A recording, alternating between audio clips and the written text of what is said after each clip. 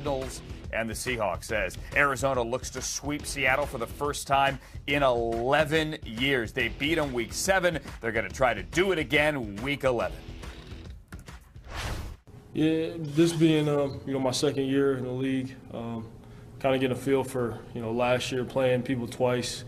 I don't think for me it's any different. Just preparing for another game. Obviously, it's a divisional opponent. Anybody can be beat, no matter who you play. So for me, I just got to go out there and execute. Offensively, we got to go out there and execute, play good complementary football, and give ourselves a good chance to win the game. We just got to be on that same page and as a collective group. And I think that will help us. Obviously, they bring a lot of confusion and different things that they try to do, but there's also a lot of things that can happen because of it, and in a good way for us too as well. So I think that's the biggest thing that we have to be really clear on, just identifying stuff and making sure we're crisp. And a big thing as well here is on a short week. Hi there, Steve White, who made the trip up to Seattle today. On a short week, cutting down on the turnovers, because the last couple of weeks that has been the big Achilles heel for Russell Wilson. Yeah, Andrew, first off, kind of a stereotypical Seattle fall day. We've got gray, we've got rain. It could be like this come kickoff for Thursday night football. We'll see how that plays out. We also understand how important this is to see who temporarily gets atop the NFC West. But for Seattle, they've lost 2 straight. It is more important that they figure things out. And quarterback Russell Wilson, and talking with him, of course, it's gloomy and kind of gray here, but he was 100% glass full, bright and sunny. He said, look, it's not a health issue for me with the turnovers. Remember, he's got 10 giveaways the past 4 games, 3 fumbles, 7 interceptions. So it's not a health issue. It's him having to correct things. You also heard in that bite right there, he said blitz-wise and coverage-wise, they've also got to clean some things up because the Arizona Cardinals are coming with a lot of different looks. They've done that the past few weeks. One thing that could help out Wilson in this offense is possibly getting back running back Carlos Hyde, who practiced in full on Tuesday. Hyde has missed the past 2 games with a hamstring injury. Chris Carson, the starting running back, looks like he's still questionable with a foot. But Andrew, reestablishing the running game could really ease the pressure off of Wilson, who's been throwing it 41 times a game on average over the past 4 games. And these 2 quarterbacks are the story here, obviously, with defenses that have had issues. The 2 quarterbacks are amazing, Steve. First time through 10 games we've ever had 2 quarterbacks on the same field that have accounted for as many touchdowns. 56 combined touchdowns, and Kyler is riding high after last week. Well, he's riding high, and Andrew, 10 of those touchdowns have been rushing touchdowns. Let's not forget the Arizona Cardinals are the #1 rushing offense in the NFL. As much as we want to talk about the spectacular passing plays of Kyler Murray, and a lot of that is due to the read option. So I asked Seahawks linebacker Bobby Wagner about playing assignment football. That is different than reading your keys. And he said, look, against this team, you cannot bust an assignment because what normally could be a 2 or 3 yard running play turns into a 10 or 15 yard running play with Kyler Murray. So this morning on a conference call, I asked Cardinals coach Cliff Kingsbury about that, about the read option success, because they've got 6 touchdowns with Kyler Murray running the read option. He said, look, you can play it perfectly.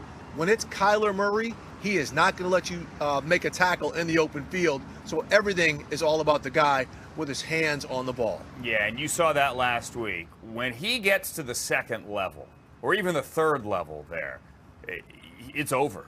You're not going to get him.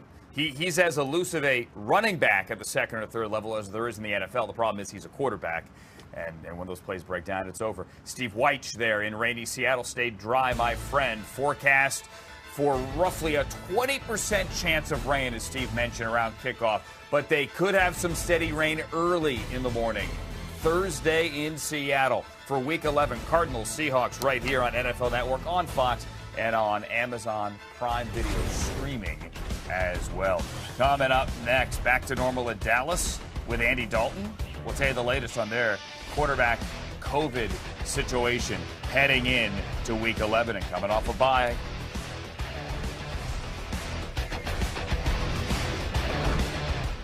For over 30 years, Lexus has been celebrating driveway moments. Here's to one more. the Lexus December to Remember sales event. Get 0% financing on all new 2020 and 2021 Lexus models. Experience amazing at your Lexus dealer. Modern modernization today, where the future workplace of today starts tomorrow. Awaken your Internet of Things with Wi-Fi booster crystals. I still don't have Wi-Fi. But don't you feel like you have Wi-Fi?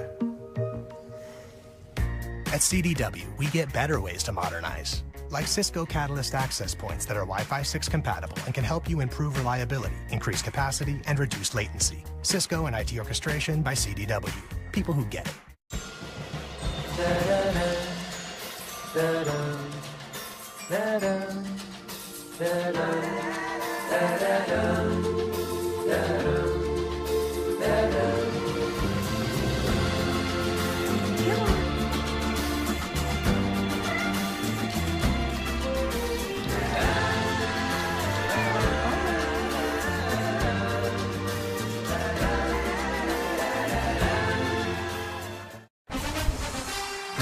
Murray and the Cardinals. Wow, what a throw! Russell Wilson and the Seahawks. Going for it all. Touchdown!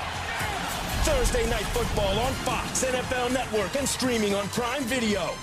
Are you ready for Sunday? I need all that energy today, baby. Every Friday night, Gameday View breaks down every single matchup. They're putting things together. The offense is clicking. This might be my favorite game of the entire weekend. Let's go! NFL Gameday View, Friday at 8 on NFL Network.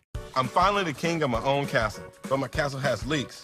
So I use Thumbtack to find electricians, roofers, and plumbers. I can check out reviews, prices, and book the pro I like on the app. So anytime something breaks, I know exactly where to go. Download Thumbtack today. A logo can do more than identify your company. It can connect in meaningful ways, energize your team, and inspire your customers. We're 4imprint, and we know your logo on the right product can create moments that matter. With 30 years of experience and thousands of products to choose from, we guarantee your order will be right the first time, on time, and for a great price. Be certain that the right moments will matter. Explore thousands of promotional products at 4imprint.com. 4imprint, for certain. It's off to Leonard. Defended by Simmons. Is this the Tiger?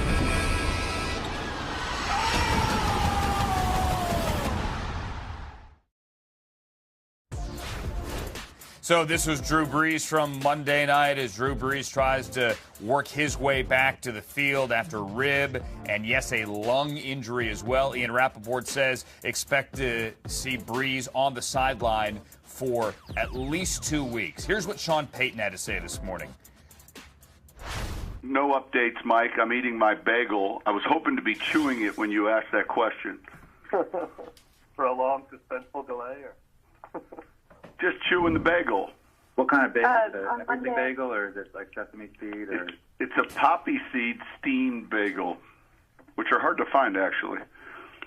With cream cheese? Yep. Okay, sounds good. All right, so James Palmer, if anyone wanted to know what Sean Payton eats for breakfast on a Wednesday of game week, it's a poppy seed bagel with cream cheese. What about his quarterback, though? Did he ever answer that? Steamed, Andrew, yes, which is apparently very hard to find. Riveting stuff. No, did not answer anything about the quarterback situation. Said he'd have an update on Drew Brees' injury status when he spoke to reporters on Monday, but then did not give that today. And when asked about Jameis Winston, kind of dodged that question as well. One thing he did kind of say is whoever is playing that position, along with other positions, we're going to put them in a position to succeed. Now, let's talk about Jameis Winston because he's changed himself this offseason. He's lost about 20 pounds. He's playing at about 225, the lowest weight of his NFL career. He had LASIK. Not sure what that really does. We'll see when he hits the field if that changes anything. But this is all part of him wanting to make change and become a different quarterback. That's why he went to New Orleans. That's why he took a one-year deal for a little over $1 million to go to what he called, Andrew, the Harvard Graduate School, for quarterback play, to learn from Sean Payton, to learn from Drew Brees. And that's exactly what he has been doing. He's been following Brees around. They watch film together. They prepare together. He is one of the first guys in the building, one of the last guys to leave. I know that's cliche, but it's actually true. He puts in a lot of time after practice with a ton of reps and a ton of extra throws. That's all about being prepared. Remember when Teddy Bridgewater took over a year ago, he was a little hard on himself when he came into the game, said he wasn't entirely prepared the way he wanted to be. That was not said about Jameis Winston last Sunday when he played that second half. They thought he came in extremely prepared to play and operate in a very difficult offense. But the biggest thing we want to know is, are the turnovers going to go away? It's been an issue dating back to his time at Florida State. Well, Sean Payton did say this week that he is not reckless with the football. He didn't think he was reckless on Sunday, hasn't been reckless since he became a New Orleans Saint. And one of the things that he has done, Andrew, is he has consistently had conversations with Drew Brees about taking risk, about when to do it. He watches him and tries to visualize himself doing it. We'll see if that translates. We're going to get an opportunity if these changes have all led towards something of a different quarterback with great arm talent, but maybe some different results on the field. Lastly, the three things that they have raved about the most: the leadership that he has brought, Andrew, as well as the energy and enthusiasm. Those last two have been talked about from everybody in that building about what they have seen in the energy and the enthusiasm that he has brought to this organization. We saw it when he photobombed Drew Brees after they beat the Buccaneers on Sunday Night Football. Jameis then went into the locker room, and it was part of a big dance party in the Saints locker room as he was eating a W again. Now he tries to eat a W as a starting quarterback. We think, as we await Sean Payton's lunch and dinner menu, upon which we will report later today. Thank you, James Palmer, on the Bagel Beat for the Saints. Andy Dalton activated from the reserve COVID-19 list today by the Dallas Cowboys. He's expected back on Sunday as Dallas comes back for the bye at 2-7, very much in the thick of the NFC East playoff race. And they go to Minnesota to face the Vikings. I think, obviously you want to do more, but I mean, frankly, we need to get in tune with what we're doing well. We've had a number of changes, so I'm more focused on the continuity, the consistency, and the efficiency of the things that we do well. So, but obviously with Andy in there, you have all the reps from training camp and all the things you've done in the past that that really Ben and Garrett didn't have the opportunity to have that bank account of reps. So, but yeah, it's definitely a larger menu to pick from. Bank accounts and menus. Andy Dalton back as the starting quarterback. Here's what's crazy. So Dak Prescott got injured week 5, okay? Dak Prescott still has more passing yards than Cam Newton, Baker Mayfield, Lamar Jackson. Now, Gardner Minshew and Nick Foles haven't started every game, but still, I mean, that's crazy go nuts, as somebody would say. James Slater with us live now. In Dallas as the Cowboys get Andy Dalton back, and you think that's a good thing? I mean, some I know had pressed for Garrett Gilbert. I mean, some on Sports Talk Radio, but it is Andy Dalton's team here, Jane. Yeah, I know you picked up on that too, Andrew. I love that Mike McCarthy loves those menus. Remember, it was a couple of weeks ago, the menu of love. This week, it's the menu that he gets from Andy Dalton. It is a little shocking given the confidence and the performance that we saw from Garrett Gilbert against the Pittsburgh Steelers. Now, with that in mind, they are bringing Andy Dalton back. That was the guy, their bona fide number 2 backup that they signed this offseason that they feel confident about. So that's what they're going to roll out against the Vikings. Now, Vikings head coach Mike Zimmer was asked, does it help that you have some familiarity with him, when he played with Cincinnati? And he said, it actually is probably going to help Dalton this week understanding the Vikings a little bit more.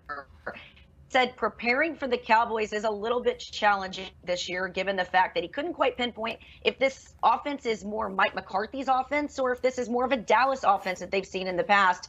But he did say that having had so many quarterbacks this season, it does make it a little bit interesting, and also adds that given the bye week, you have to be prepared for possible wrinkles that they might have added into this thing.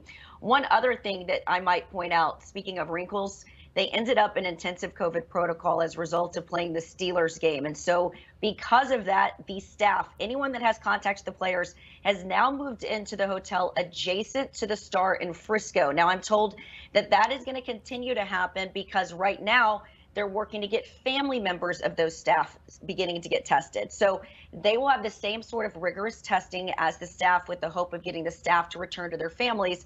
But they're stepping things up. It's something Mike McCarthy says he's been talking about even ahead of what happened with the Steelers. But their goal here is make sure that they have the staff as healthy as possible so they can finish out this season. And safety is a big deal here, certainly. Going back to Mike Zimmer.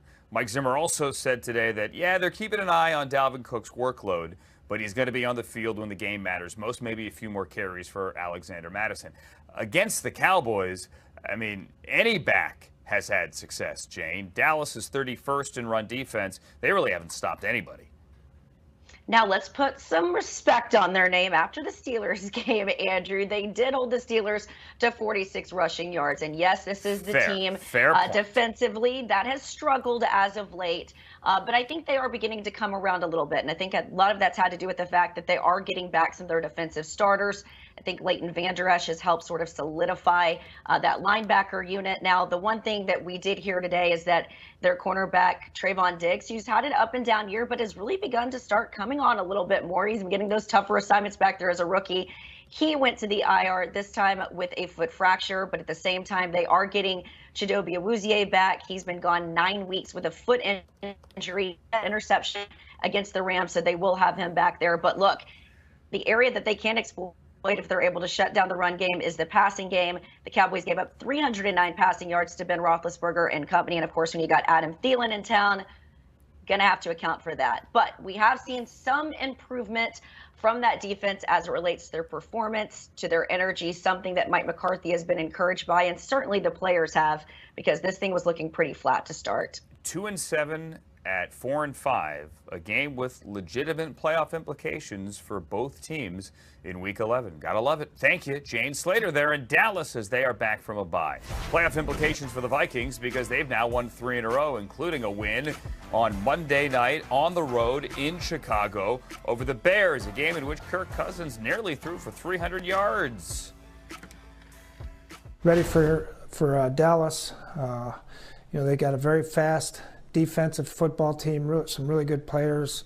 Jalen Smith is a super player. Lawrence, they got a lot of physicality up front. And offensively, obviously, they've got Ezekiel Elliott, who's a terrific runner. Their receivers are outstanding. CeeDee Lamb has added a lot to them. So we need to be on our P's and Q's and play good at home this weekend. Yeah, they do. Coming up next, it's Jameis Winston, right? I mean, it's got to be Jameis Winston. Oh, wait, is it the guy you gave $21 million to? Well, ask Kurt Warner what the Saints should do at quarterback. That's next. The Eagles are still somehow atop the NFC East after losing to the Giants. They're on the road in Cleveland this week. Our Mike Silver made a little bit of news and noise on Sunday night when he said that maybe there's an issue with practice habits in Philadelphia. Here's what Wentz had to say today. Practice habits.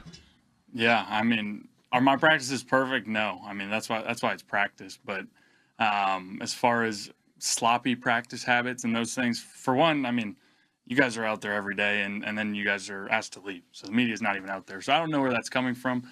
But it is what it is. I know I'm not perfect. I know that's why it's practice, and I got to be better all the time. But I'm always out there working. I know everybody else is. So I haven't seen any of that from myself or really from anybody. We're out there busting our tails every day. And do mistakes happen? Absolutely. But is that something that I've seen or that I'm worried about from myself or anybody else? No, I'm not. Hey, John McMullen and then Tim McManus. Hey, Carson. To kind of follow up with that, you've been playing here for 5 years now, so you kind of know the gig and how much outside talk there is. How much do you compartmentalize that? And as far as coaching, you've also been through different increments. And when people talk about hard coaching, how do you think that's changed for you as you've gone through these seasons? Yeah. As far as compartmentalizing, to be honest, I mean, I don't listen to a lot of the noise because all that really matters is inside this building. And I've made it a habit and a point of emphasis of staying off of social media for the past couple of years. And that's just, whether it's good or bad, it's just all that matters to me is the locker room, this organization, and how we're going to get better. And as far as coaches, yeah, I mean, we've seen a couple different personalities, couple different coaches, coaching styles, everything. And I have a great relationship with all these coaches, and I think they all work their tails off just like us players. And honestly, right now we're just not hitting or clicking on all cylinders, but I'm really confident that we're going to get it turned around. Okay, Tim McManus and Zach Berman. Carson, you had mentioned a couple of times this year the idea of trusting yourself, trusting kind of what you see on the field. Is that something that you're working through still? And what are your thoughts on what's leading to that and how to solve it?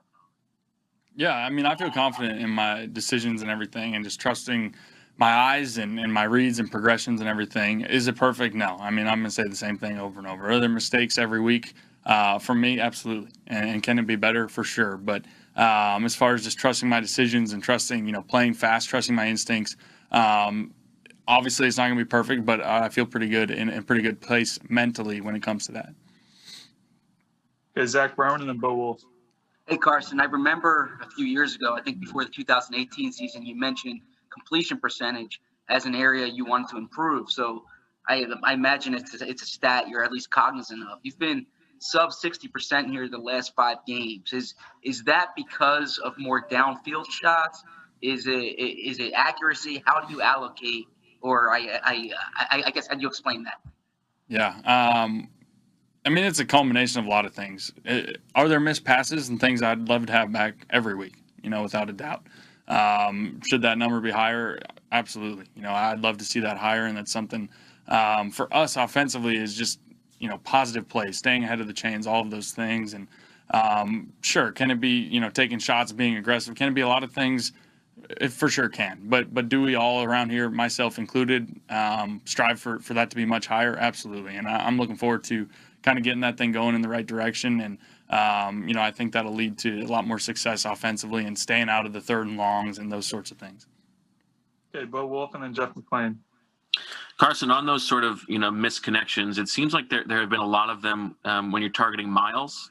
Do you agree with that? And is there anything that you can point your finger to that those have been just off by a little bit? That's a good question. And we've definitely watched and talked a lot about it. I think, Miles and I got to just keep working, being on the same page, and I can be better. That's what I said. I mean, are there misses and things that happen out there every week? Yes. And is that stuff that we can clean up in practice? That's the plan. That's the plan. And whether it's Miles or just, just being off by just a little bit with a lot of these guys, those are things we can get cleaned up and get going in the right direction. Okay, Jeff McClain and then Paul Domowitz. Carson, Doug said this morning that he agreed that he probably needs to do a better job of getting you outside the pocket, taking advantage of your ability to throw and the move. Why do you think that hasn't really been the case much this year as in years past?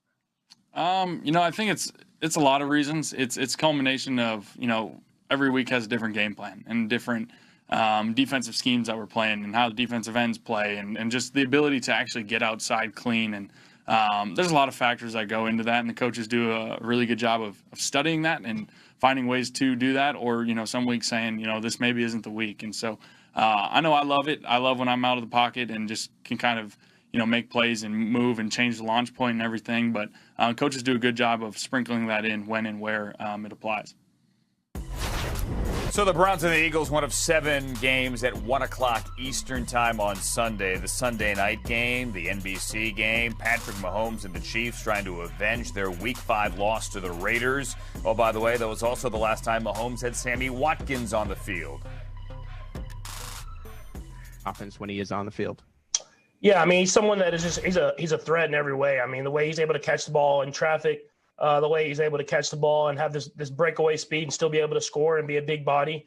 He's someone that we utilize a lot in this offense. So hopefully he's back out there and we're able to incorporate him with the good stuff that we've been doing lately, and he'll be up to speed and ready to go.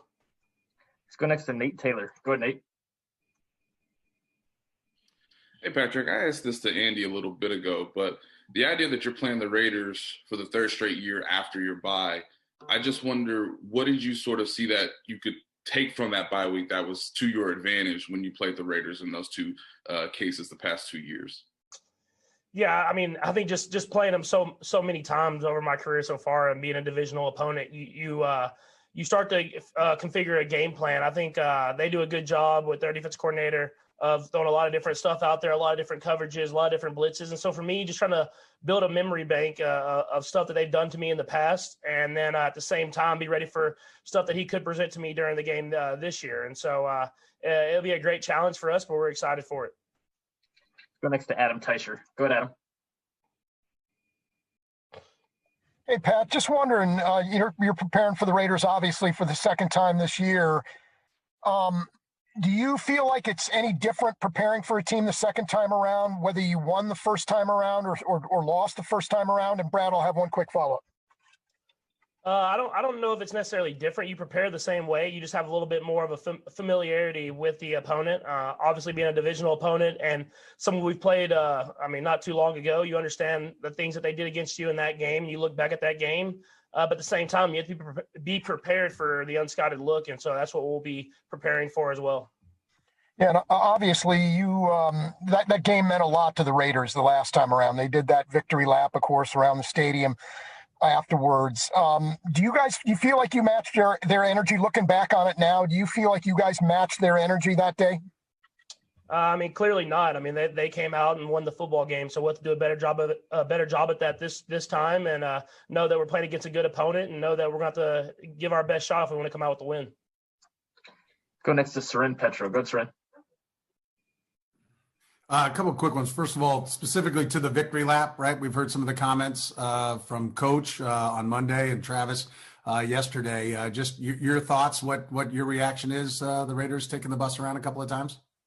Yeah, if you're not ready to go in this game, I'm playing a divisional opponent, playing against a good football team, it's going to mean a lot going towards the AFC West standings, then you're not in the right sport. So, for me, it's just as important as any other game in the division, no matter if they took the victory lap or not. Let's go next to Karen Kornacki. Go ahead, Karen. Hi, Patrick. I'm always intrigued by this Raiders rivalry. Did the game last time kind of up the ante in this so that, not, like you said, not that you need to get more amped up for this opponent, but it is a rivalry. It is the one the fans hate to see win. And did last time out kind of rev it up a little bit? I think anytime you lose to anyone, the next time you play them, you want to win the football game. And so in this league, when you're in the same division, you get that opportunity. So we're excited for it, and we'll be ready to go. I promise you that. Let's go next to Sam McDowell. Go ahead, Sam. Hey, Patrick. On this one, if the answer is no, the answer is no. But I am wondering if you learned something about yourselves from this game, this loss against the Raiders the first time, that maybe you wouldn't have learned otherwise had you not played that game.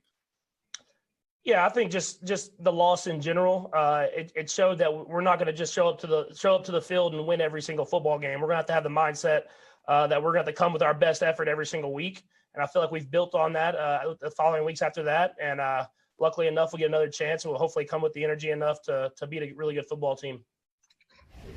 And if they beat the Raiders, they're going to be 15-1 in their last 16 games. Congratulations to Patrick Mahomes for deftly deflecting every question about the victory lap. Ian Rappaport says looks like 2 weeks now without Drew Brees for the Saints after the rib injuries and after the lung injury as well. NFL Network insider Ian Rappaport, the aforementioned, with us now on NFL Now. Ian, what's the latest on Drew? Well, for quarterback Drew Brees, he basically, Andrew, spent yesterday soliciting second opinions and trying to understand the full extent of his injuries. And remember, he actually came into the game on Sunday with a rib, at least one rib, likely two, that was already cracked. And then the hit you're seeing right there clearly exacerbated the problem. So he had his first opinion on Monday, learned he'd be out a couple weeks. And then yesterday, my understanding is that second opinion then confirmed the original opinion. So here's what we know on Drew Brees. He has cracked ribs on both sides of his body. He also has a puncture to his lung, not a collapsed lung, but a punctured lung. It's not like he was hospitalized or anything, but still a serious injury. Brees now expected to be out at least 2 weeks. Then the Saints will see how he is. And as of right now, no plans to put him on injured reserve. So you're going to see a lot of Jameis Winston going forward on Sunday. Certainly going to be a fascinating game for the Saints. Meanwhile, another quarterback situation that we have been tracking, Teddy Bridgewater. He suffered an MCL sprain on Sunday that knocked him out of the game. A little bit of good news this morning. He was out at practice working along the side, taking some throws with some receivers in a red jersey, so certainly not practicing fully, but was out there on a somewhat limited basis. At least that gives him a chance to be able to play on Sunday. Not as much for star running back Christian McCaffrey. Remember, he was out last week with a separated shoulder, and Coach Matt Rule has been optimistic about McCaffrey possibly getting out there, but he did not practice today, and the team just made clear on their website that McCaffrey is now not expected to play again this Sunday. They have been extremely cautious with his injuries. It's not like it got worse. They're just being cautious, but McCaffrey now not expected to play Sunday. Mike Davis resumes the starting role. All right, Mike Davis back to the starting lineup as Christian McCaffrey heads back to the sideline yet again. Thank you, Ian Rappaport, as the Panthers made that official. All right, let's get back here to this Jameis Winston Taysom Hill. Can we even call it a debate? I mean, Jameis threw for 5,000 passing yards last year, yet the contract given to Taysom Hill was a contract that Sean Payton was adamant about. This is, hi there, Kurt Warner. I mean, this is legit money, $18, $20 million money here, because he's a number 2 quarterback. They should start Jameis, right? Yeah, I believe they need to start Jameis. And it's really about the nature of how they play. I'm not going to sit here and say Taysom Hill can't be a starter in the National Football League, but I'm not sure he's a starter at this point in the system that they want to run in New Orleans and what they've built in New Orleans. If he becomes a starter, I believe they have to change the way they do things. And so the natural fit seems to be Jameis Winston to go, okay, he's more like what Drew Brees is in the nature of how he plays the game. So I fully expect Jameis Winston to be the starter, with Taysom Hill getting opportunities. He gets opportunities with Drew Brees. Maybe it's a little bit more now that Jameis Winston is in there as a starter. But I expect both of these guys to play, but I would expect the bulk of the reps to go to Jameis. Real quick, is Jameis going to be different? Is he going to be the same 30-pick guy we saw last year? Well, the thing with Jameis Winston is he makes a lot of good decisions, Andrew. He sees the field really well, and he deciphers things really well. And I'm not going to say at Drew Brees level, but like a Drew Brees. The problem becomes, as you allude to right there, is he's got to be more judicial with some of those decisions where he thinks he can make every throw. And so I saw a couple plays in the game last week when he played where you thought, oh, wow, okay. He didn't force that down the field. He took the check down. Nice read. Get the ball out of your hands. And then there was another play in that game where there's a defender sitting right there and he throws it right into his hands. And luckily it got dropped. And so I think we all have that question is, can he learn and grow and mature and be more judicial with those opportunities when it's a tight window throw? I don't think any of us know the answer to that. And we're going to see if Sean Payton and Drew Brees and being around those guys helps to cure some of those ills. 111 giveaways since being taken first overall in 2015, which is the most in the NFL over that span. All right, let's move on here to Russell Wilson, if we could, Kurt, because he's not one who turns the ball over at all. But the last 2 weeks he has. What do you see? Well, I see a quarterback that is still playing some good football, but a quarterback that feels like he has to make every throw. And sometimes you get into those situations. I had a couple teams that I was on where I felt the same way. Like if I didn't play well, if I didn't throw for 300 yards and 3 touchdowns, we had no chance to win. And so you put that pressure on yourself to score every time you touch the football. And that's just not a realistic way to play in the National Football League. But when you watch Seattle, it seems like what has to be done. And so, so you find yourself forcing things or trying to make that extra special throw in situations where normally you probably wouldn't do that. And so that's what I see from Russell Wilson. Fall behind in Buffalo a couple weeks ago, and now, oh man, we're down. We've got to find a way to make up for this on offense. We can't necessarily depend on our defense. And so it is a tough place to play for a quarterback and for a really good quarterback. But you still have to let the game come to you, and that's going to be the challenge moving forward with where their defense is right now. He's trying to compensate for an historically bad defense here, and the numbers just don't get any better. The Rams ran it up, at least in terms of the yardage last week, maybe not in terms of the score. All right, let's talk about that Kyler Murray play. Hands down, I think the most exciting play of the year, save for Budda Baker and DK Metcalf in Week 7. I want to compare Kyler's Hail Murray, Kurt, to the guy that I think we all agree is like the master of the Hail Mary, and that is Aaron Rodgers. So let's run a couple of tapes here. One of them is Aaron Rodgers against the Cardinals. The other one is Kyler on Sunday. Which one's better? Well, I mean, better is a relative term. If I'm going to say who threw the ball better or has a better Hail Mary throw, I'm probably going to give it to Aaron Rodgers. I mean, he throws that thing up in the air so it turns over and it drops down where his receivers have a chance to go get it. We've seen that not just in this game against the Cardinals. We've seen that numerous times in his career. He throws it extremely well. But, you know, the Hail Murray last week, it wasn't just about the throw. It was about being able to elude pressure, going to your left, almost falling out of bounds and having to turn and flick the ball up to his one receiver that was down there. So the play was probably better for Kyler Murray. Who throws the Hail Mary better? I'm going to give a slight edge there to Aaron Rodgers because he's done it so many times and he does it so well. Can I offer a third choice, Kurt? Can we go back to 2007, please? Now, this isn't the end of the game. This is the end of a half. But may I offer a Kurt Warner 48-yard end of the second quarter Hail Mary to Larry Fitzgerald? You're allowed to vote for yourself, Kurt. You cannot offer that one. That was not pretty in any way, shape, or form. Oh, come on. Look at that. That's a thing of beauty. It got the job done, and that's really all that matters. But, yeah, I mean, athleticism doesn't compare to one. Arm doesn't compare to the other. So I appreciate you trying to give me a little bit of love there, Andrew, but there's no comparison there. I mean, come on. You guys went to the locker room. You were stunning the 49ers at that point, 21-17. Granted, they rallied and you guys lost. I'm sorry, in overtime. It's 13 years. I'm sure you're over it. But, Kurt, come on. Pat yourself on the back. We set it up for you every now and then. You know, it's not like Daniel Jeremiah taking these just totally unwarranted jabs at both you and Rich on Sunday. I mean, what is that? We're here to put you on a pedestal, Kurt. That is true. Yeah, we welcome in DJ, and then what's he do? He finishes it with a couple shots. So yeah. I do appreciate that. Any Hail Mary is a good Hail Mary, Andrew, so I will take that love. I appreciate it. Okay. Was that be a game-changing play? What's the stat? Oh, yes, a game-changing play. GCP, that is no doubt a big-time GCP. If you can hit a Hail Mary. There you go. Teamwork, Kurt. We watch. Kurt Warner, our Hall of Fame quarterback. Thank you, sir. Coming up next on NFL Now. On NFL Network, there's a log jam of the AFC. I'm telling you, some of these six-win teams have a chance. Some of them don't. We'll tell you which. Cynthia Freeland next. Kamara, as fantasy owners rejoice. Malcolm Brown. Oh, what a hole. His second of the game. Touchdown. 34 yards for Daniel Jones. Devontae Adams, touchdown. Chubb. He'll be arriving in the end zone. Oh, he stepped out of bounds at the 1 to run the rest of the game clock out. Jacobs going. Jack punch, baby. It is good, baby.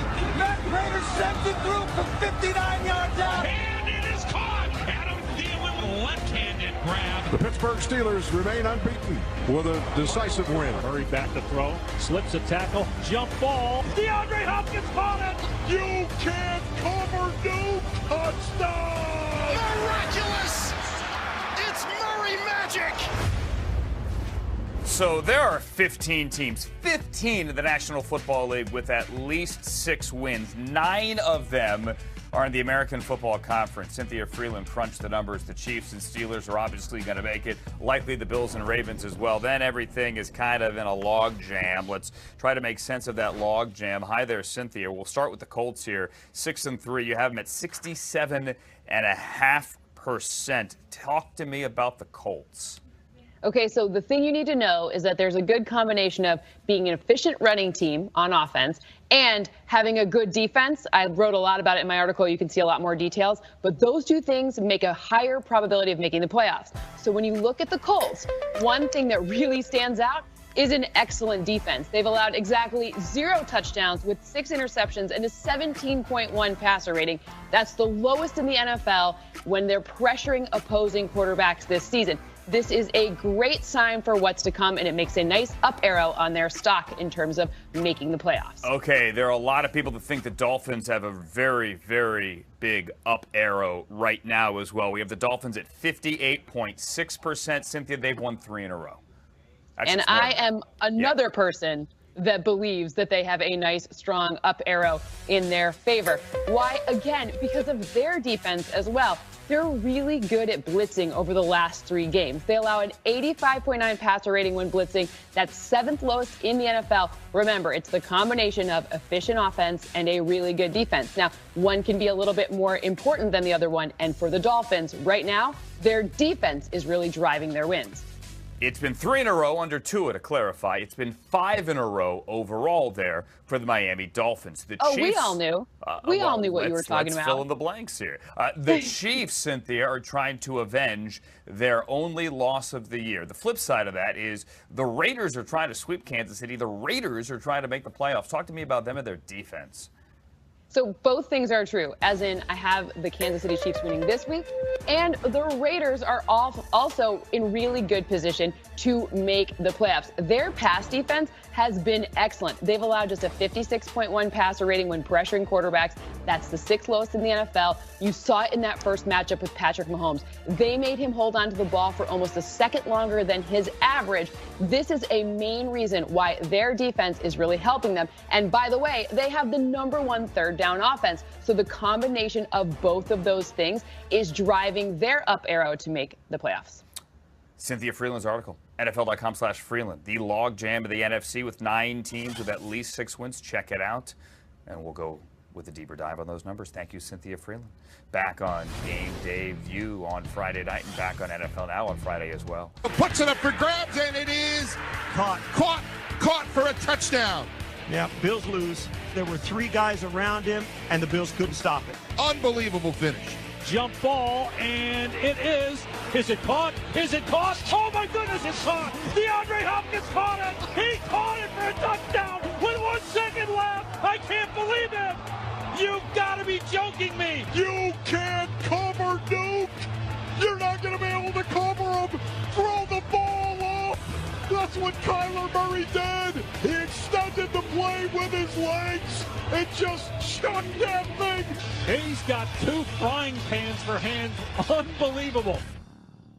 It was unbelievable. Hi there, Kim Jones. We've done the Cardinals side of this a lot here. I mean, Kyler ran 30 yards before he threw it 51 yards. That's absurd. They won. They play Thursday.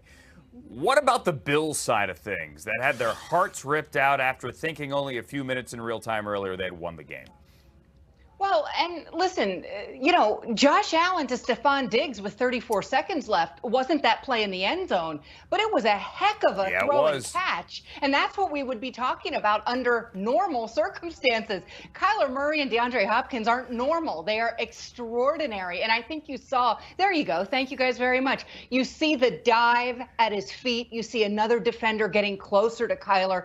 Obviously, you just want to run him as far as you can and even out of that boundary if you could have. And then you see Jordan Poyer come in and, obviously number 21 there and a mistake of commission, right? Not omission. He's trying to make a play. Could Tre'Davious White, number 27 there, made that play without Poyer knocking into him? I don't know that because the guy with the tallest leap there is clearly Hopkins. But as for your question, Andrew, Sean McDermott says as coaches, you immediately wonder what could we have done differently. He added it didn't come down and should not have come down to that play. And this is important. Buffalo squandered a 23-9 lead in the 3rd quarter. Arizona also got a field goal off a very short field, a 12-yard punt. So clearly the Bills can look at their own errors and mistakes, but we all know what the highlight of that game was, and that was the last play. Yeah, there's 2 ways to look at this because they have a bye this week. It's, hey, good to catch your breath and reset. The other side of it is, man, after that, I wish I can get back out there and beat somebody again this week. Yeah, the Bills need a bye, though. Sean McDermott made the point after this game. They were supposed to play Kansas City on a Thursday. The game was moved to Monday, so their mini bye was lost there. He also made the point that the week before they had played on a Tuesday at the Titans. So listen, this is a different season for everyone, and we understand that. But the Bills very much look like a team that needs to catch its breath. They will do that, and they will do that, as Josh Allen said, hoping to forget about that play. That part of it's going to be easier said than done. Yeah, and when they get back from the bye, they get Justin Herbert and the Chargers in Buffalo. Coming up a little bit later on the show, Justin Herbert has cut all his hair. He looks like a young Anakin Skywalker. More on that later. Thank you. I don't know what that means. It's a Star Wars joke. I'm in my 40s. I'm one of them. Thank you, Kim Jones. No more Baby Yoda jokes from me today, however. Coming up next, no joking in Dallas. It's back to Andy Dalton, the latest on the Cowboys, COVID.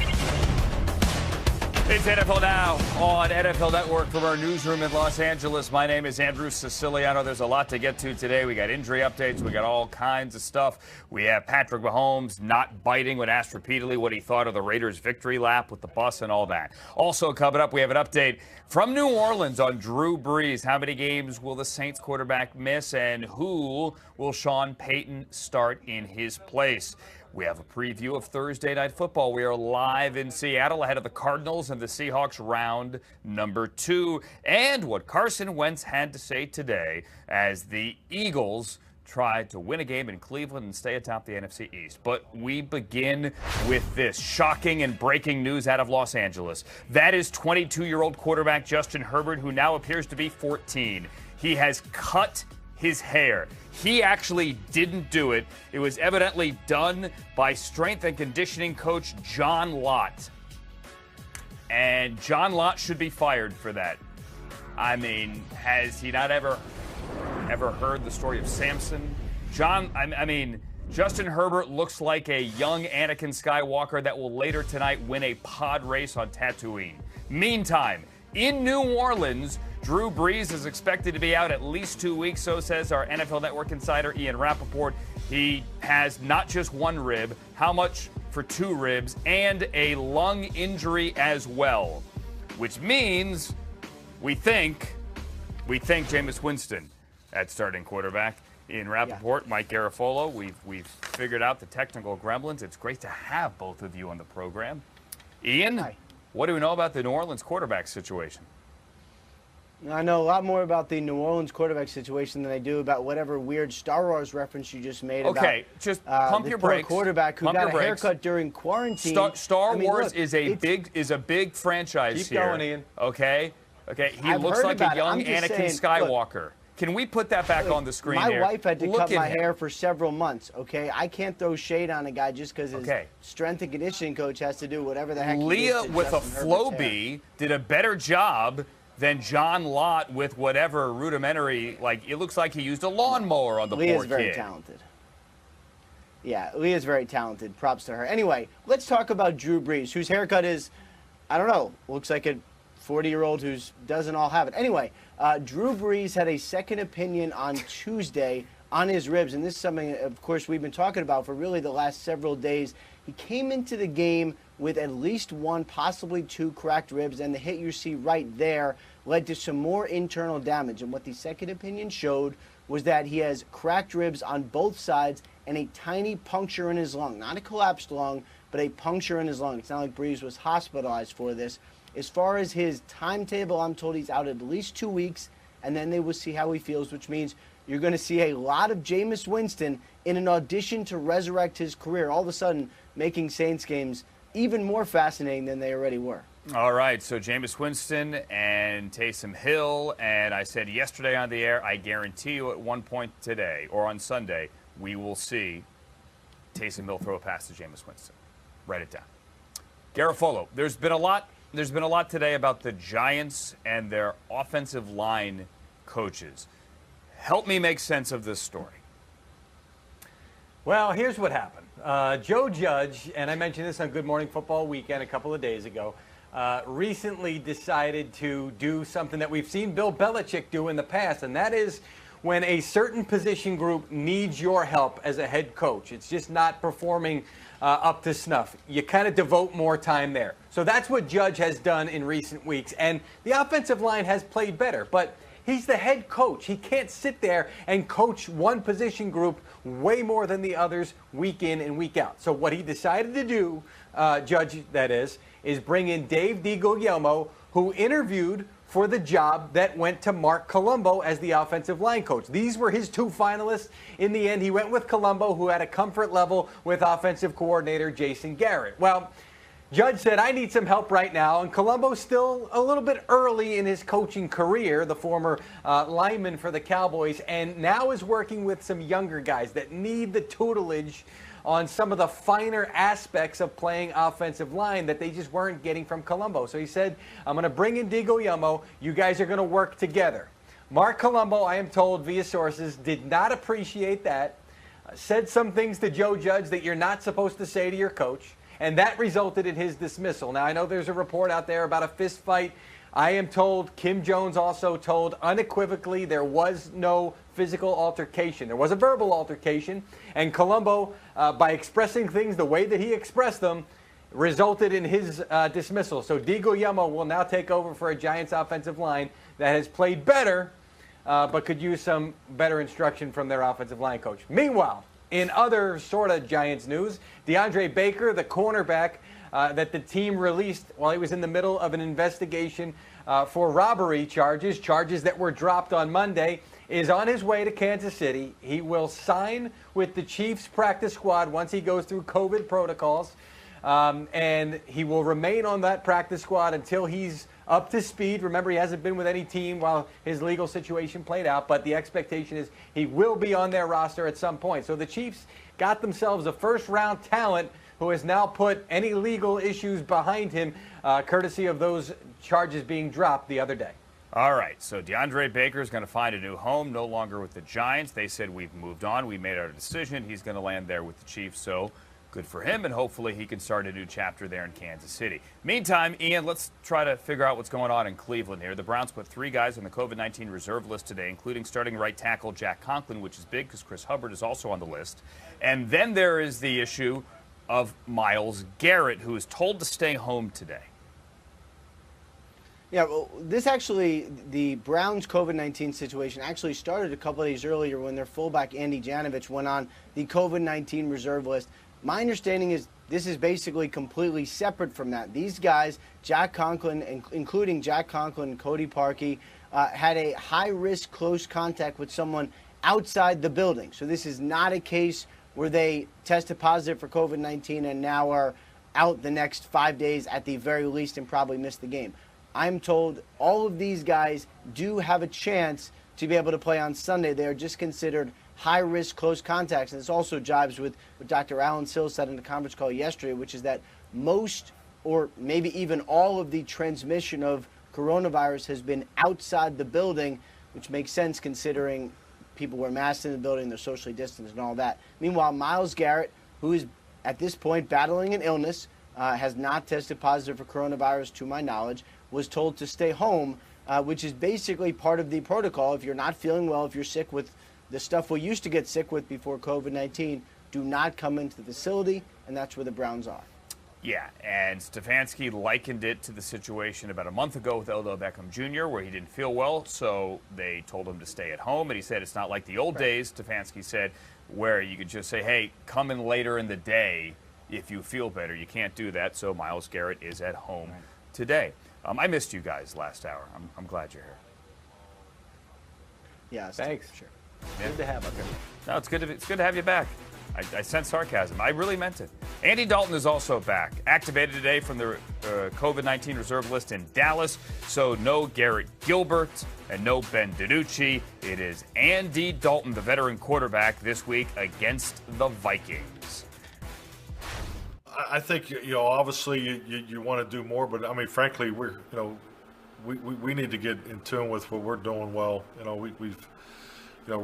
We've had a number of changes, so I'm more focused on the continuity, the consistency, and the efficiency of the things that we do well. So, but obviously with Andy in there, you have all the reps from training camp and all the things you've done in the past that that really Ben and Garrett didn't have the opportunity to have that bank account of reps. So But yeah, it's definitely a larger menu to pick from.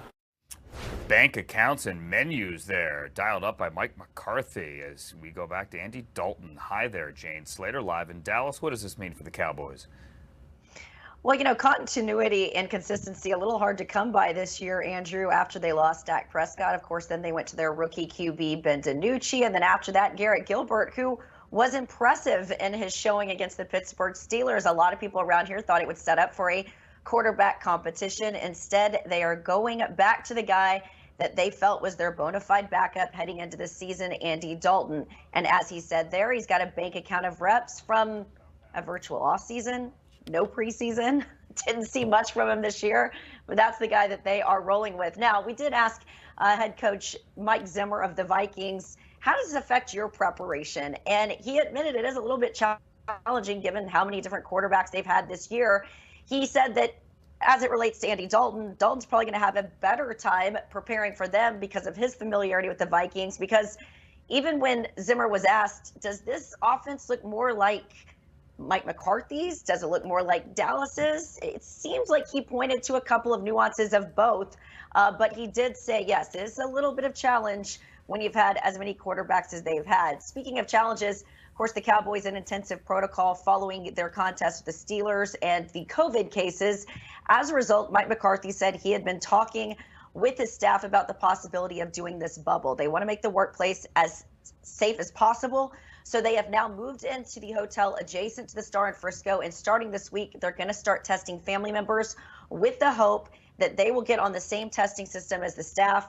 And then that way, maybe the staff can return to their families. But they are taking all the precautions with the hope of finishing out the season full of health. And that is certainly a major off-the-field challenge there for the Cowboys and for every team. An on-the-field challenge this week for the Cowboys, Jane, is slowing down the league's leading rusher, Dalvin Cook.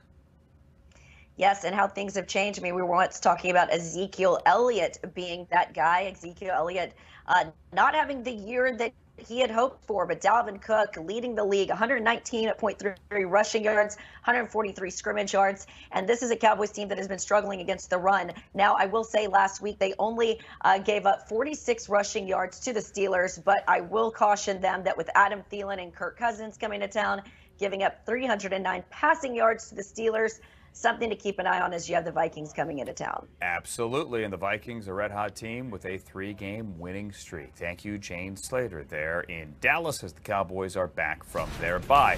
As for these Vikings, a couple of weeks ago, they were kind of left for dead. They had one win. They traded Yannick Ngakoue. Now they wake up, as mentioned, winning 3 in a row. All of a sudden, look at this, Kirk Cousins. You guys are the 9 seed in the NFC. Yeah, well, it's great to win 3 in a row. We're 4-5. You know, we're not 7-2. We're not leading our division, and so I don't feel a sense of that our season's turned around. I feel like we've done some good things the last few weeks, but I do feel like we have a lot of work up ahead to get to where we really want to go. And where they want to go, Dallas this week. Coming up next on NFL Now on NFL Network. The Packers are the 1 seed in the NFC. Are they happy with the way they're playing? Green Bay report. You're watching NFL Now on NFL Network. We haven't talked enough about this game. Let's do it now. We got the Packers on the road after they barely survived against the Jaguars, against a Colts team, Matt LaFleur, that's coming off a win and a bye. This is a fast football team. In all 3 phases, I think it's probably the best special teams we've gone against, and then offensively and defensively, they fly around. So, just trying to combat that freshness, and we're going to have to do a great job of knowing the plan, being able to play as fast as we possibly can, and have to have great execution. And to clarify, hi, Stacey Dales, a mini bye. Hi. They played on Thursday, the Colts did. They beat the Titans, big win in Tennessee, and then had the extended weekend off. And now they get a Packers offense that is top 10 and getting Alan Lazard back, but it's been the Colts defense that's been winning games here. No question about it. We just heard from Matt LaFleur, and, you know, when he talked about facing this #1 total defense, Andrew, he said they're the #1 total defense for a reason, and you know, the top 5 in a number of categories. Dales just thought I'd bring out the props. whiteboard. Awesome. That's Love right. it. Just to give our viewers a peek at just some of the numbers that Matt Eberflus's defense are just so adept at this season, I thought it was really interesting, Andrew, to listen to head coach LaFleur, because he has incredible respect. They all play together, he said. They attack the ball. Obviously, with that defensive line, it's the speed. And I thought a couple of the keys are things that I'll be tracking throughout the course of the week in the conversations that I have. Make sure we get positive plays offensively. There can be no wasted movement, no hesitation from this offense heading into Sunday in Indianapolis. Every single yard you get, you earn against this Colts defense. And he said, we've got to play vertical and fast. So what a matchup we have. Aaron Rodgers, who leads the NFL in passer rating, against the #1 defense in football. Yeah, what is that Indianapolis staff saying about getting after Aaron Rodgers? Frank Reich was throwing out all the superlatives today, all the nice things. Oh, my goodness. He was. I just love listening to head coach Frank Reich, who obviously played the position himself at such a high level. And to hear him talk about the arms of Aaron Rodgers, his ability to obviously make every throw. His feet don't have to be set. I mean, he's going to make that throw downfield no matter what. He gets it out faster than anybody I've ever seen. Think about that coming from Frank Reich. He gets the football out faster than any quarterback I have ever seen. That is high praise, especially when you're coaching a future Hall of Famer in Phillip Rivers. And, you know, as far as Justin Houston, interesting to hear from him today, the defensive end for these Colts, Andrew. He was asked, what's the biggest key against Rodgers in this offense? You've got to be disciplined. He's known for the hard count. He wants to make the defense jump off sides. And certainly they're going to have to play with discipline. He sees things so quickly, Aaron Rodgers does, that you have to be sound on the back end, sound in the middle, and sound up front, which this defense has been. I cannot wait to drive to Indy and see this game on Sunday. Aaron Rodgers, again, leading the league in passer rating. He did that when he won MVP just a few years ago as well. This is one of those, I don't want to call it a sneaky good game. It's a game that needs a little more attention. Stacey Dales, therefore, is driving to said game, Chicago to Indianapolis. Thank you, Dales. Be sure to bring the whiteboard and the briefcase. Now let's look at it from the quarterback perspective and hear from Phillip Rivers, because Phillip has also been playing great football. Matter of fact, Frank Reich today said elite accuracy for Phillip Rivers. Here's what Phillip has to say about Aaron. It is special. The guy's unbelievable. Obviously, the career he's had, and you know, the big plays, and I could go on and on with what makes him awesome. I think the number that stands out to me is just how few interceptions he's thrown in all these years is quite remarkable, especially with as aggressive as he is, and you know, pushing it down the field, and what a great, you know, passer he is, pure passer from deep to short. So it is special. All right, so there, we did Colts-Packers, and coming up next, we're going to tell you more about our big game tomorrow. The Cardinals, the Seahawks. Last time we saw them, we had a classic. Picked off by Baker at the 5, running left to the 10 to the 20. Nobody's going to catch him unless Metcalf can. He is sprinting. He is running. The chase is on. 30, 40, 50. Metcalf might catch him at the 30, at the 20. Baker trying to outrun him. He dives and he catches him. DK Metcalf catches Buda Baker. Metcalf finally gets to him inside the 10, near the 5-yard line. DK Metcalf, oh my goodness. He's too fast. He's too fast. How'd he catch my... We're so excited about Thursday Night Football because we had a classic Week 7. The game went to overtime, and remember, Russell had the ball with a minute to go. They're at midfield, and then Isaiah Simmons made a play. The first-round pick gets his first career pick. Oh, shucks. And then Russell's got to go Hawks to the bench and watch Zane Gonzalez, who had missed earlier, and Zane's going to nail it. Pete Carroll has been swept by the 49ers once, been swept by the Rams twice. He's never been swept by the Cardinals, Cliff Kingsbury, or any coach. I think it is fortunate, schedule-wise, that we do play, you know, one of the best teams in the league and a division rival in Seattle. We know going up there with a talented team, you know, Pete Carroll, one of the greatest coaches of all time, that we better snap right back into it and get down to business. And that's not, wasn't hard to do with our team. They came back focused, understanding the great challenge we had ahead of us. So I definitely think playing a team like Seattle helped us snap back into reality really quickly. All right, the question is here on the short week. Hi there, Steve Weich, live in Seattle, where it looks like gray and gloomy. Can Arizona do this on a short week, go up there, win in their building, granted no fans, I guess show the maturity that needs to be seen for a team ready to be taken seriously or as a contender? Yeah, Andrew, remember, I mean, these teams have had some great battles, and we saw one earlier this year. But one thing we've noticed over the years, kind of historically, is how do teams that haven't historically won, but all of a sudden have a spike in success, deal with that? And you heard Coach Cliff Kingsbury say right there about his Arizona Cardinals, it's good they're having a short week because not only did they win in Buffalo, but the way they won with the Hail Murray pass to DeAndre Hopkins, people were still basking in that as of Tuesday. That was a big conversation point with players with their news conferences. So as Kingsbury said, the fact that it's a division opponent on the road where they've got to travel and galvanize, and it's a team where they know that they've got to play well against, that's something that can get everybody to refocus and take their eye off that highlight play and to understand how important things are. We'll see how Arizona handles that success. That's the big question with them leading the rest of the way. Yeah, Steve, I feel like also on the Seattle side, we've had this narrative before, not just this year, but in years past, as in who's going to be up at running back this week. Looks like Carlos Hyde will be back here for the Seahawks, which is big.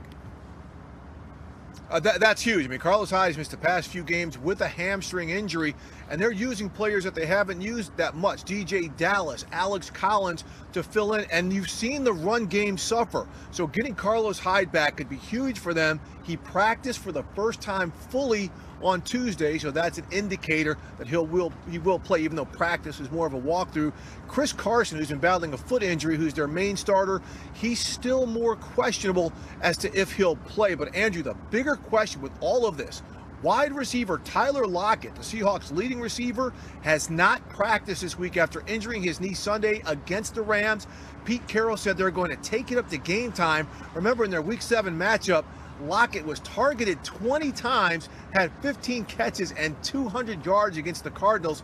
If he can't play, that is not good, because as big of a star as DK Metcalf is turning out to be, 3 catches in 3 career games against the Cardinals, number 2 in the earlier game of the season when Patrick Peterson really locked him down. Totally different story here, Steve. Russell Wilson and his lovely wife Sierra are teaming up on a fragrance. Have you seen it in stores there as you walk around Seattle?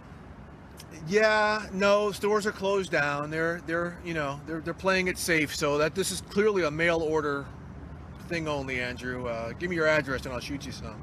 Pick me some up, or at least if you're on TNF First Look tomorrow, that's your assignment. Can you go find it? And we want a show and tell, okay, by Thursday. Yeah, no. That's up for our producer Jeff Collette to get for you. I think he's big on that. Expense it and charge it to the Underhills. Thank you, Steve Weich there, live in Seattle, ahead of tomorrow's somewhat significant game. Cardinals and Seahawks coverage begins with TNF First Look not listed at 3, and then game day kickoff at 6, and then the kickoff right around 8 p.m. Eastern Time. Be there. You have been warned. You should watch. All right, so here's the deal on Drew Brees. Ian Rappaport says it's at least 2 weeks, cracked ribs, and a punctured lung. But if you thought you were going to get any information out of Sean Payton today, think again. No updates, Mike. I'm eating my bagel. I was hoping to be chewing it when you asked that question. For a long, suspenseful delay? Or? Just chewing the bagel. What kind of bagel? Is it everything bagel, or is it like sesame seed? Or? It's a poppy seed steamed bagel, which are hard to find, actually. With cream cheese? Yep. Okay, sounds good. So that happened. James Palmer here. Do you know what he had for lunch? No, we haven't touched base on that, but I'll probably cover it a little bit later. You're right. Okay. We'll be waiting on that later, along with Weich on the perfume beat. Regardless of who plays quarterback, and we think it is going to be Jameis Winston here, obviously we've seen it. They have so many guys to spread the ball around to. Drew Brees connected through passes, I believe, to 12 different guys on Sunday night 2 weeks ago?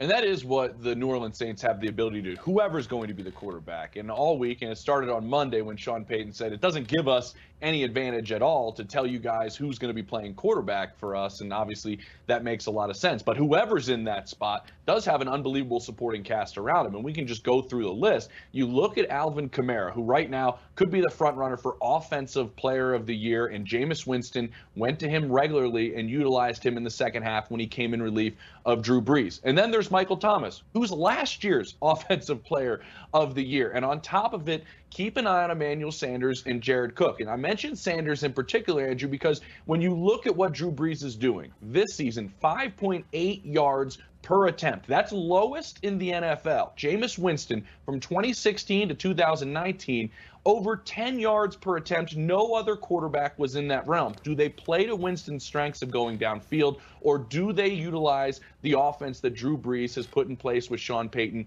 and you see Winston play in that manner? You have all of these weapons around him, as well as the mind of Sean Payton. What they do is an offense to put guys in motion pre-snap to help the quarterback out, to really uncover what the defense is doing, is another advantage. The last part, Andrew, is whoever's playing quarterback, who they're going against. No team in the next 4 weeks has more than 3 wins. It's Atlanta, Denver, Atlanta, Philly. So also for Taysom Hill and Jameis Winston to have the Atlanta Falcons, a team that they both are very familiar with, playing 2 of the next 3 games, a good key for their replacement as they wait for Drew Brees. With the Falcons trying to win 4 out of 5 here, though, under Raheem Morris. So they have been playing better football of late, and certainly they know Jameis, as he's a divisional foe, formerly with the Buccaneers. Thank you, James Palmer, on the Saints quarterback and bagel beat. Coming up next, the Eagles were beat 10 last week. Now what, as they head to Cleveland? What Carson Wentz, what Doug Peterson had to say next. Here's why that loss to the Giants was so big. Yeah, they are still atop the division, but the Eagles' schedule is not getting any easier. You got the Browns, the Seahawks, the Packers, the Saints, the Cardinals. That's the next 5 weeks. So it's time to start winning. Mike Garafolo back with us on NFL Now. Carson Wentz, here's the noise, Mike. There is a lot of noise. There's a lot of noise, and there's a lot of noise in his ear this year. I heard Mike Silver talk about that the other day. Talk about it in relation to Doug Peterson, saying there's a lot of voices in Doug's ear right now, and maybe that might be ruining his ability to be a consistent presence as a head coach. I would say, I'm looking at this Eagles coaching staff, and they've got a number of guys trying to help with Carson Wentz, and it's almost like too many chefs in the kitchen right now. I mean, that's the one thing that I would sense with this Eagles coaching staff as we get beyond this season. I mean, at this point, it is what it is. You can't really change too much midway unless you're the Giants and it's the offensive line, which we saw today. But with the quarterback, you can't really start to change things drastically at this point. So I think the Eagles carry it through with this coaching staff and then address it in the offseason and figure out a way to better instruct Carson Wentz, get him back to the point where he was playing freely a couple of years ago. Still haven't seen that ability to get him working back the way that he was back in 2017. And Peterson was asked over and over today, like, how do you do this? How do you do this with Carson? He's like, we got to coach better. We got to play better. I mean, like, Doug was as calm, I think, as I have seen him the last couple of weeks when the questions get repetitive during the press conference. They got to go to Cleveland and stop the run this week as well. The Browns had 2 backs, Mike, both Kareem Hunt and Nick Chubb back from IR, go over 100 last week. Which was normal for them early in the season to have both of those guys producing and rush for upwards of 300 yards on the ground before Chubb got hurt. So, yeah, this is going to be the huge key for this Eagles team. And I almost feel like coming off that Giants game, look, they gave up 161 and 150 in 2 games on the ground against the Giants. So I feel like this defense has been able to respond over the last couple of years when they're really backed up and they know that they have to perform. I go back to earlier this season against the Rams when Sean McVay pretty much had their way. It was one of the worst defensive performances, at least in the first half of the game that I've seen from this Eagles team in recent memory. And then seeing how many yards on the ground they gave up early against the Giants. I think their run defense responds this week. And I think they respond kind of like they did after that Rams game. They played extremely well against the Bengals. Yes, I know it's the Bengals. I understand that. But that defense responded that week. 48 rushing yards allowed, 8 sacks. And they were the reason that they tied that day instead of losing. I could see this defense really bucking up and playing well against the Browns. The question is, are they going to play well enough on the offensive side of the ball to win the game? And it bears repeating, they are expecting more bad weather and more rain in Cleveland this coming Sunday. Stefanski was actually asked today, do you think you could win a game without throwing a pass? Like, honest question. And he said, no, this day and age, that's probably not going to happen. But we could see on Sunday. Thank you, Mike.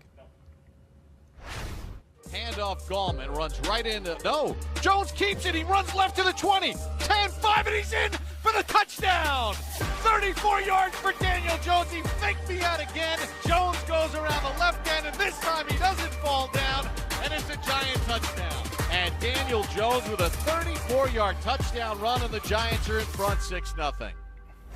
All right, so you remember what happened week 7, right?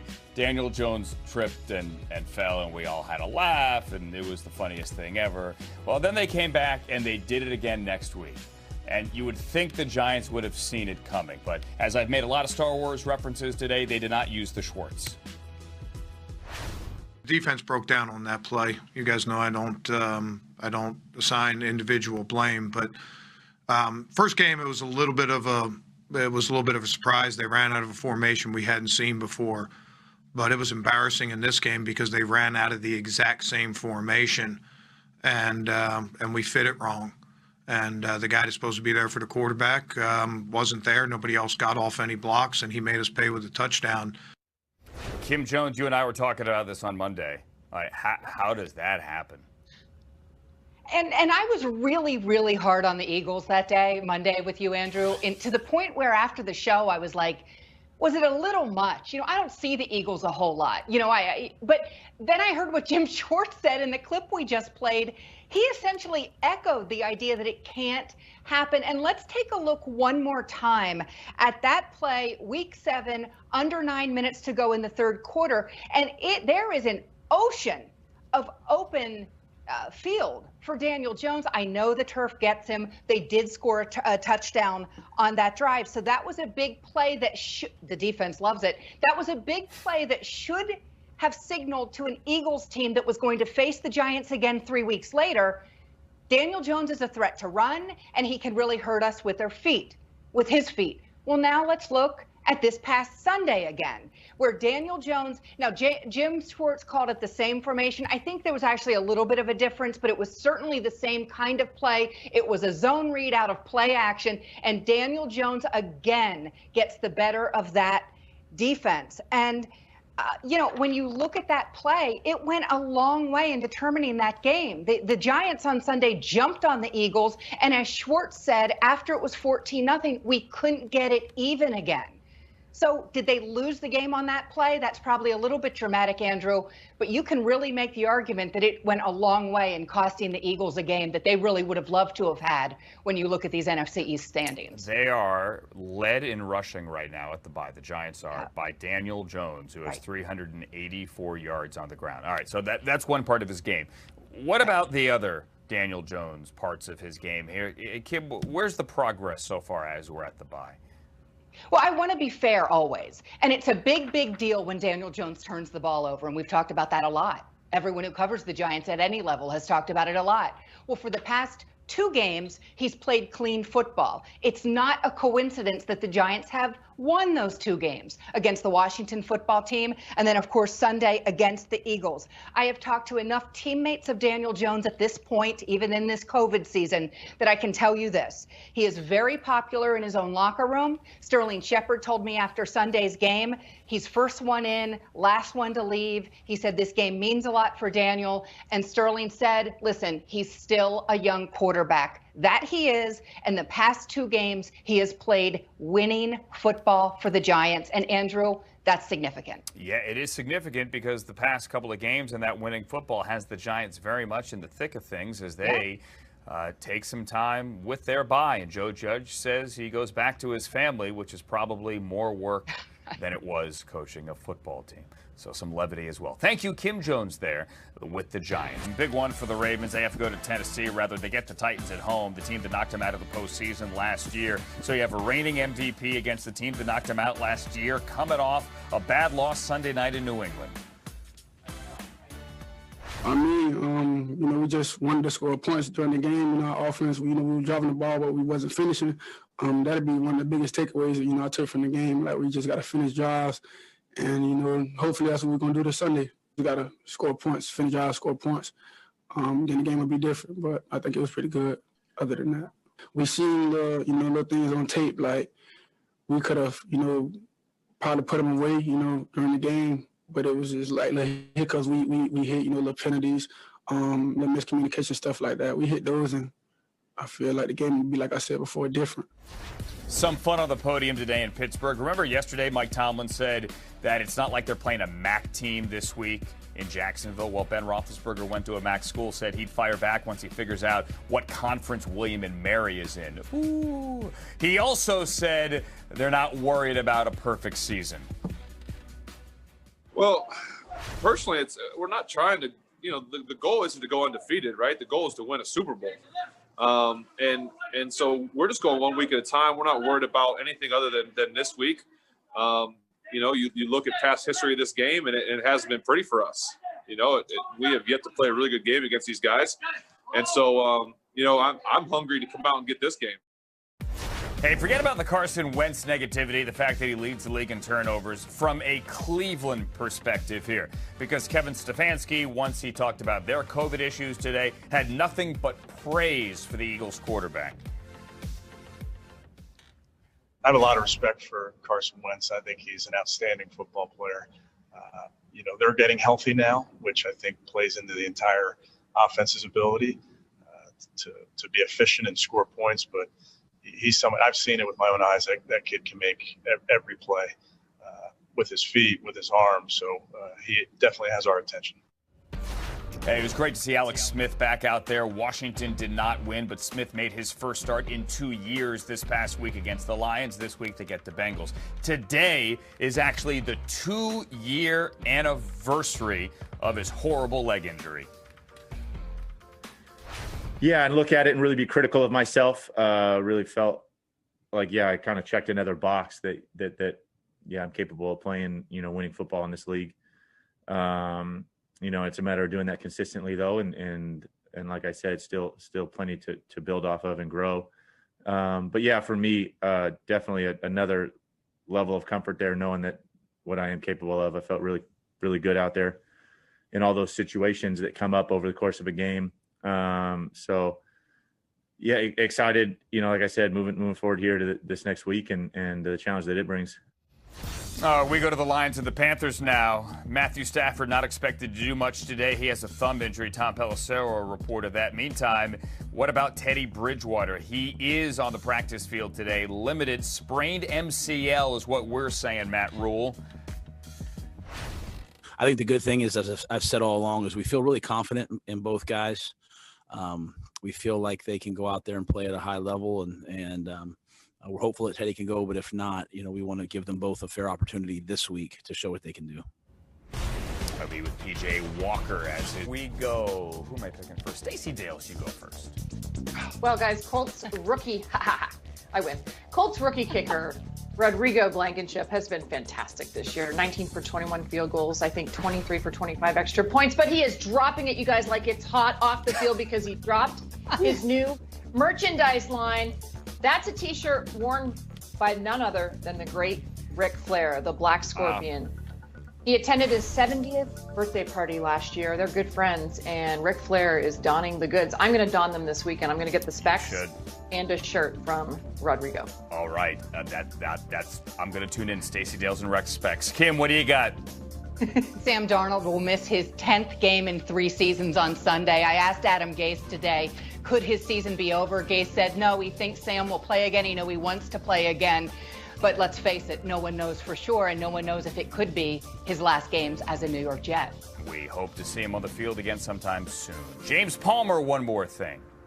I used to wear rec specs back in the day before I got contacts in middle school, but that's neither here nor there. How about the fans down in Jacksonville? You mentioned voting for the Pro Bowl, Andrew. These fans are trying to get something going to where their pick, when they traded Yannick Ngakoue to the Minnesota Vikings, becomes a 4th-round pick from a 5th-round pick if he makes the Pro Bowl. So they're trying to get this going. This is where fans can actually be a part in how their team is doing if they can get him to go to the Pro Bowl and get him, get their pick to move up an entire round. It's great. They're trying to get fans from other teams involved as well. NFL.com/Pro Bowl vote. This is also great. People getting involved here. DeAndre Hopkins said that the person with the best meme of his catch would win an autographed jersey. So Tom Brady did one with like baby goats. We've also done a couple, like NFL Gameday did this one. That's fun. And I watch Gameday morning every Sunday, of course. It's my favorite show. But we figured we'd come up with one as well. So this is our